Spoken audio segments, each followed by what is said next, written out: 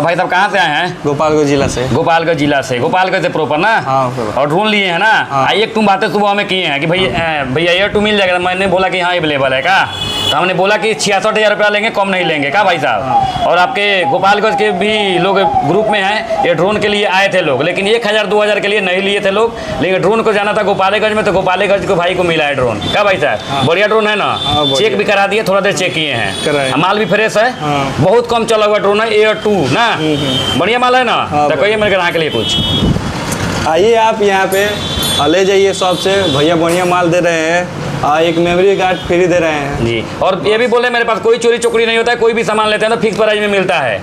मेरे पास तोल मोल वाले झोल लोग दूर रहे हैं। ठीक है, थैंक यू भाई।